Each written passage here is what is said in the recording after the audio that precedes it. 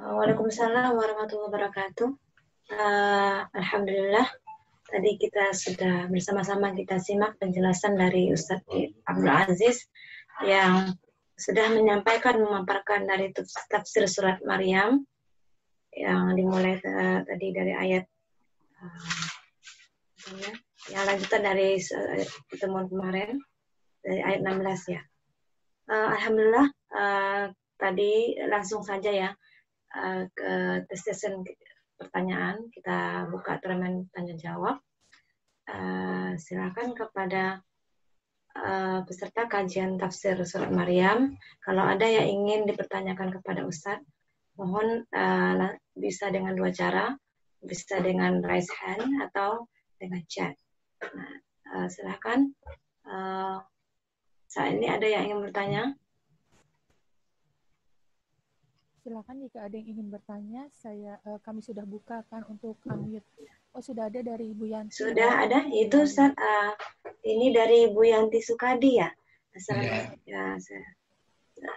Ya, baik, itu tadi Bu Yanti bertanya.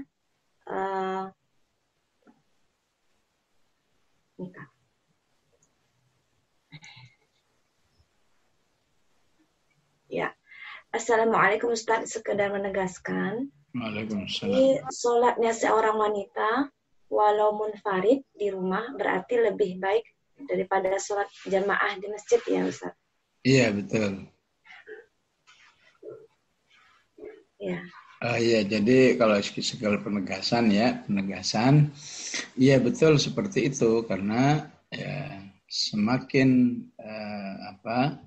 semakin menghindarkan diri dari perhatian laki-laki atau semakin menjaga keterpancingan laki-laki untuk memperhatikan siapa wanita yang lagi keluar, itulah kenapa disebut lebih baik. Ya. Tapi bagaimana dengan para sahabiat? Ya, sahabiat terkenal tiap Selasa mereka datang ke masjid. Tiap subuh mereka juga datang ke masjid. Apakah para sahabiat tidak tidak mencari afdaliyah, keutamaan dalam amal-amal solehnya? Maka penjelasannya, jika dengan ke masjid itu ada nilai plusnya, maka kalaupun dia tidak mendapat afdaliyah, tidak mendapat afdaliyah dari segi pentingnya di rumah, tapi dia mendapat afdaliyah mungkin dari kekhusyuan yang bisa didapatkan kalau di masjid. Tentu para sahabiat yang sering dikisahkan dalam sirah, mereka tiap subuh datang ke masjid. Apa nilai plusnya? Ya, dia bisa langsung mendapatkan taujih atau semacam ceramah agama yang spesial dari bacaan-bacaan surat atau bacaan-bacaan ayat yang disampaikan oleh Rasulullah Sallallahu Alaihi Wasallam. Yang kalau dia salat di rumah kan nggak mendapatkan seperti itu. Ya. Begitu juga tiap Selasa mereka kumpul di masjid. Ya. Padahal di rumah lebih baik. Tapi mereka kumpul di masjid mendapatkan satu manfaat yang besar, yaitu menghadiri majelis taklim Rasulullah Sallallahu Alaihi Wasallam. Jadi kita pun juga demikian, kalau kira-kira dengan di masjid ada nilai plusnya, tentu kalau di rumah seperti ini, di masjid sama seperti ini, pilihlah di rumah Tapi kalau di masjid kira-kira ada nilai plusnya ini Apakah misalnya minimal misalnya kalau saya selalu di masjid, setelah salam di situ nanti ada kajian tafsir, ada kajian ilmiah misalnya, maka kekurangannya sholat di masjid tercover oleh kelebihannya yang lain. Ya. Kemudian di dalam hadis itu dijelaskan betapapun para sahabiat itu ya sholat di masjid, ya mereka melakukan satu upaya yang tetap ketat agar tidak memancing perhatian laki-laki. Ya. Selalu dijelaskan ya bahwa mereka selalu pulang lebih awal ya, dari masjid. Ya. Dia tidak ingin pulangnya bersamaan dengan jamaah laki-laki. Dia pulang lebih awal ya, dalam kondisi karena subuh dalam kondisi masih gelap. Ya, maklum di zaman itu memang kan nggak ada listrik ya. Jadi sama sekali belum ada cahaya yang terang ya saat mereka keluar. Ya. Jadi ya, tetap memperhatikan adab-adab yang lain. Ya. Begitulah kalau ditegaskan, tentu sifatnya tidak mutlak ya, tidak mutlak. Ya. Boleh saja ke masjid jika ke masjidnya ada nilai plus yang diharapkan. Ya. Saya kalau sholat di rumah ya paling qul ya ayyuhal kafirun sama qul huwallahu ahad ya. Tapi kalau udah di masjid ya Masya Allah imamnya misalnya ini Jumat pagi imamnya biasanya selalu membaca as-sajadah dan al-insan. Wah itu salah satu sunnah yang selalu dilaksanakan oleh Rasulullah sepanjang hidupnya ya.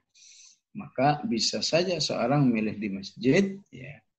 Dan tercover kekurangannya di masjid itu oleh bacaan imam yang diharapkan bisa membina keimanannya.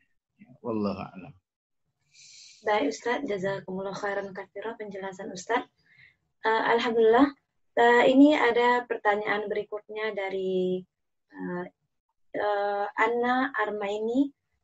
Bagaimana menurut Ustaz tentang kondisi sekarang bahwa bagi wanita yang bekerja agar tetap bisa seperti Maryam, di satu sisi perlu aktualisasi potensi diri sebagai muslimah, tapi di sisi lain ingin jauh dari pergaulan yang campur baur antara laki-laki dan perempuan. Bagaimana yang terjadi di tempat kerja Ustaz? Iya, ini memang pembahasan yang sangat luas ya. Ya. Jadi kalau kembali kepada ayat-ayatnya ya, jika perannya dia bekerja itu semata-mata hanya ingin nambah biaya operasional ya, biaya operasional rumah ya, maka menjadi kurang baik karena berarti ya mengurangi peran suami karena Allah katakan ar-rijalu qawwamuna 'alan nisa ya. Salah satu makna qawwam yang dijelaskan di ayat ini adalah ya peran bertanggung jawab sepenuhnya dalam biaya operasional kehidupan. Bima faddalallahu ba'dahum 'ala ba'din wa bima anfaqu min amwalihim. Disebut qawwam karena dialah yang paling bertanggung jawab terhadap biaya operasional rumah tangga itu ya. Sehingga perempuan tidak artinya sama sekali tidak dibebankan oleh Allah, maksudnya adalah pemuliaan terhadapnya ya. Kamu lebih terhormat untuk di rumah, waqarna fi buyutikunna ya. Kemudian timbullah permasalahan baru ya, masalahnya di rumah itu ya biaya operasionalnya tidak mencukupi kalau suami saja yang bekerja dan seterusnya ya. Maka perlu diperhatikan, tidak mencukupinya itu maksudnya ya lebih kepada secukupnya atau idealnya ya. Katakan kalau primernya sudah cukup ya. Kalau primer-primernya sudah cukup, seharusnya wanita itu tidak berpikir. Ya.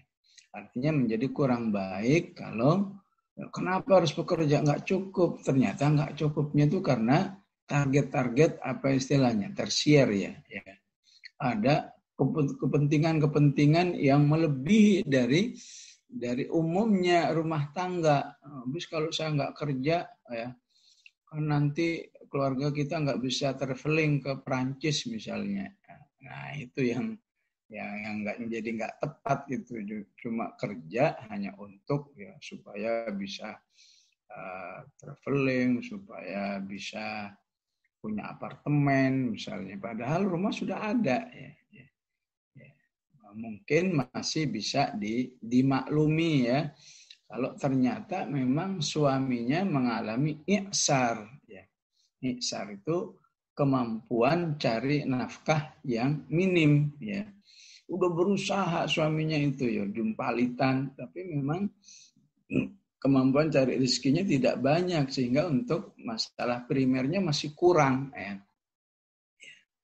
Nah, itulah masih di sini masih bisa dimaklumi. Itu pun ya kita lihat tadi kisah para sahabiat tadi ya datang ke masjid untuk bisa ya datang ke masjid yang betul-betul ibadah kepada Allah saja mereka segitu ketatnya menjaga diri agar tidak menjadi fitnah bagi laki-laki apalagi sekedar untuk kerja ya.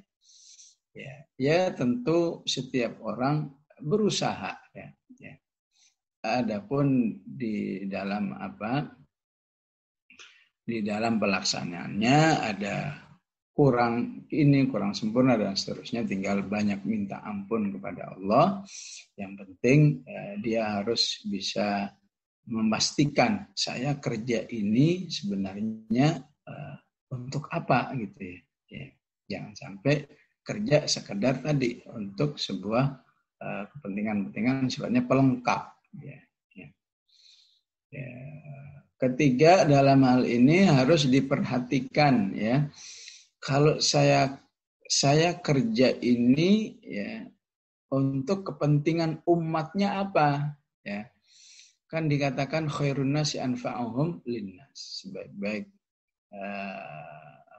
manusia itu yang paling bermanfaat untuk orang lain. Maka jika kira-kira dengan tidak kerja itu umat menjadi terugikan karena ilmu yang dimiliki ya. Kebetulan dia wanita punya ilmu yang kalau tidak dimanfaatkan itu ya akan banyak orang-orang yang tidak mendapatkan satu manfaat atau pelayanan dengan baik. Sebetulnya seorang dokter misalnya ya, kita tahu memang dokter laki-laki udah banyak, tapi ya, di kenyataan masih butuh dokter-dokter wanita ya. Sehingga ya kita tahu seorang dokter itu biasanya ya sebanyak apapun sudah disediakan jumlah dokter masih aja kurang tidak seimbang dengan kebutuhan di lapangan. Sehingga kalau dia nggak kerja akan ada kondisi umat yang terlantarkan karena ilmunya, maka ini termasuk ya alasan yang dibenarkan bagi seorang wanita untuk kerja di luar rumah, ya. Sehingga intinya Islam tidak menginginkan wanita itu kerja justru ya menghilangkan peran suami sebagai qawwam. Ya. Itu yang tidak diinginkan. Atau kerja tidak seimbang dengan manfaat yang akan didapatkan oleh umat. Kerja cuma semata-mata yang penting nanti saya punya uang banyak, keluarga saya punya uang banyak, sehingga saya banyak ini, banyak itu. Karena aslinya Allah inginkan wanita itu betul-betul termuliakan. Ya, itulah gambaran syariat Islam terhadap kehidupan wanita. Wallahu a'lam.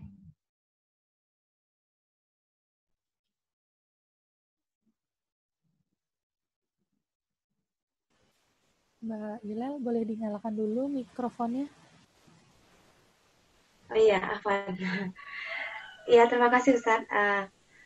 Adakah yang mau bertanya lewat Raisen atau mau bertanya langsung kepada Ustaz? Silakan. Kalau ada yang ingin bertanya langsung. Jadi pencet tombol Raisen-nya ya. Raise hand maksud saya. Kalau nggak ada, kita bacakan pertanyaan dari chat ini. Di sini ada beberapa pertanyaan, tapi akan saya memilih pertanyaan yang berkaitan dengan tema kita hari ini, yang dimana bagaimana Maryam tentang persalinan ini, Ustaz. Assalamualaikum Ustaz. Saat ini pertanyaan berkaitan dengan proses persalinan, rujukan dari persalinan dari Maryam. Saat ini para pemerhati persalinan merujuk kepada cara persalinan Maryam. Karena tidak ada rujukan ilmu tentang para istri Nabi atau sahabiah saat melahirkan. Apakah memang tidak ada pembahasannya karena bukan sesuatu yang perlu diatur? Ustaz, apakah begitu hikmahnya? Hanya ingin menguatkan pemahaman saja, karena bahasan tentang persalinan Maryam ini disandingkan dengan persalinan sesuai syariat. Khawatir yang lain berarti tidak sesuai syariat. Mohon penjelasannya Ustaz ya. Silakan. Iya, Allah alam ya. Memang tidak ada penjelasan khusus ya. Yang ada adalah segera ya. Kalau sudah bersalin segera diadzankan ya. Betapapun ini masih terjadi perdebatan apakah haditsnya dhaif atau sahih ya.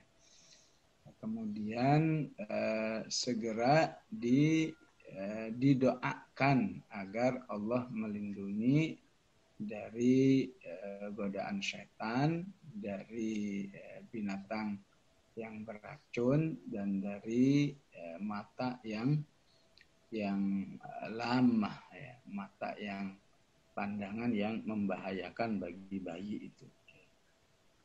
Dalam teknisnya memang tidak ada penjelasan khusus dalam masalah ini ya.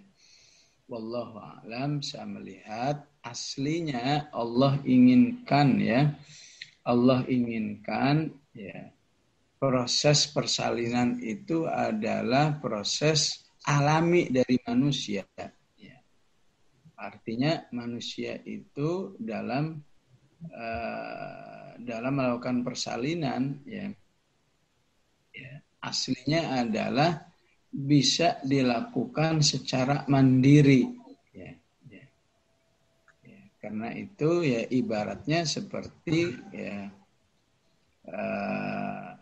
kejadian-kejadian yang ada dalam kehidupan manusia yang bisa mandiri dan bisa alami. Sehingga ya misalnya ada penjelasan ya, kalau saja wanita itu hidupnya ya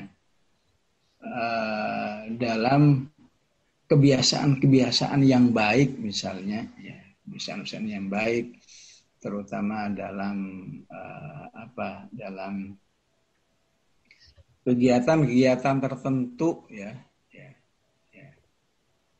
Apakah menjalankan tugas-tugas ya rumah tangga yang baik misalnya ya, maka sebenarnya persalinan itu akan terjadi secara alami dan mudah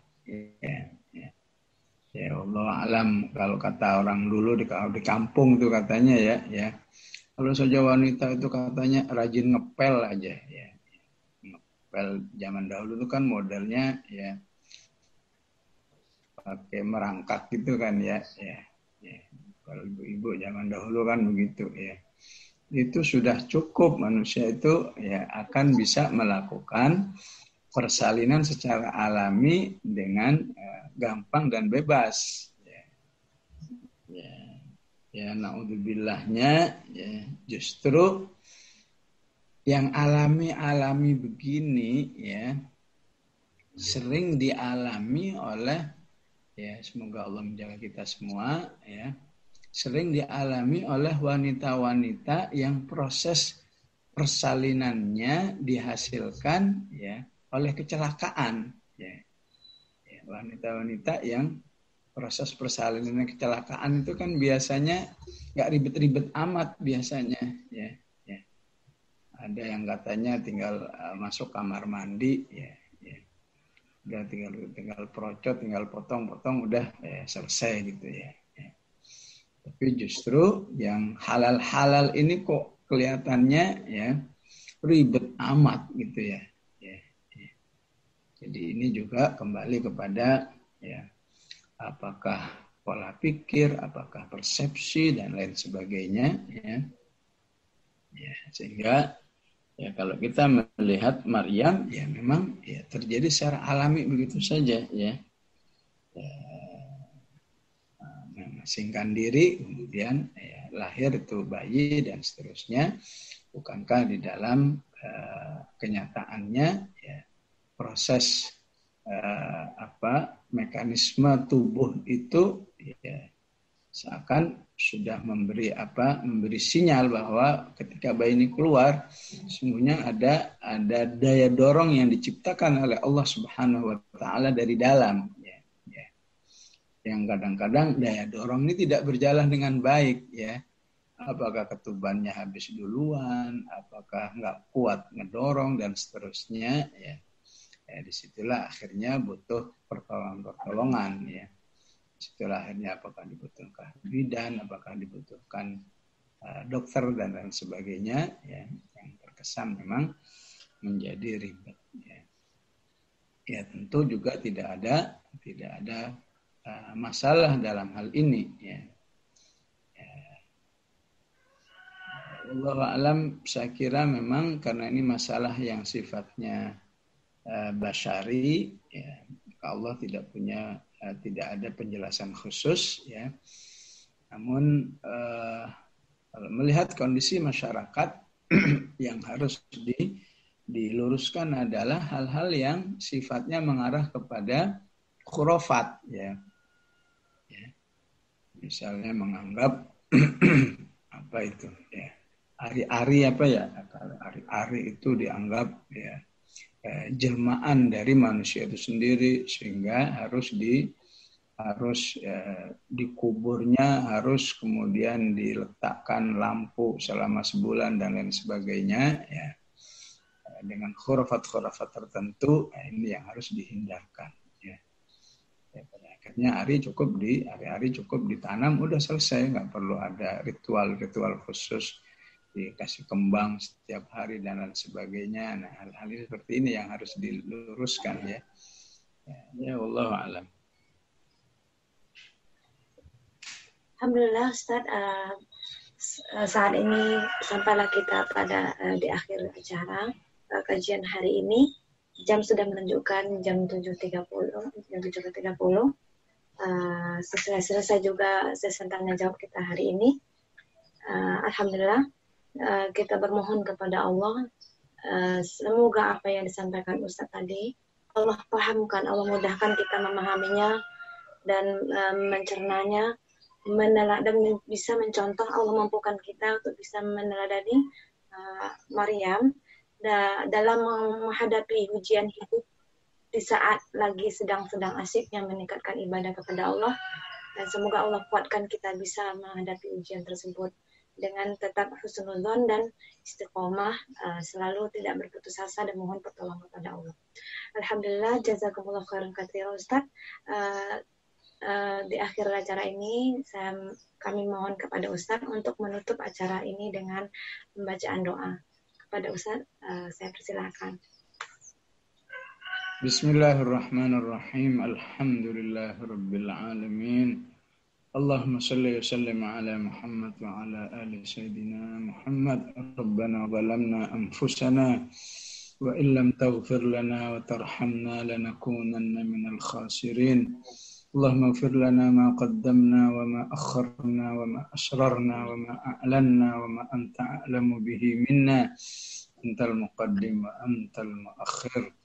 Allahumma ighfir lana dhunubana kullaha diqqaha wa jillaha sirraha wa alaniyataha awwalaha wa akhiraha. Rabbana inna zalamna anfusana zulman katsira faghfir lana maghfiratan min indika warhamna إنك أنت الغفور الرحيم. اللهم اغفر لنا ولوالدينا وارحمهم كما ربونا صغارا. ربنا لا تزغ قلوبنا بعد إذ هديتنا وهب لنا من لدنك رحمة إنك أنت الوهاب. ربنا هب لنا من أزواجنا وذرياتنا قرة أعين واجعلنا للمتقين إماما. اللهم أصلح لنا ديننا الذي هو عصمة أمرنا، وأصلح لنا دنيانا التي فيها معاشنا، وأصلح لنا آخرتنا التي إليها معادنا، واجعل الحياة زيادة لنا في كل خير، واجعل الموت راحة لنا من كل شر. اللهم ارحمنا بالقرآن واجعله لنا إماما ونورا وهدى ورحمة. اللهم ذكرنا منه ما نسينا وعلمنا منه ما جهلنا وارزقنا تلاوته آناء الليل وآناء النهار برحمتك يا أرحم الراحمين. وصلى الله على سيدنا محمد وعلى آله وصحبه وسلم والحمد لله رب العالمين. والسلام عليكم ورحمة الله وبركاته.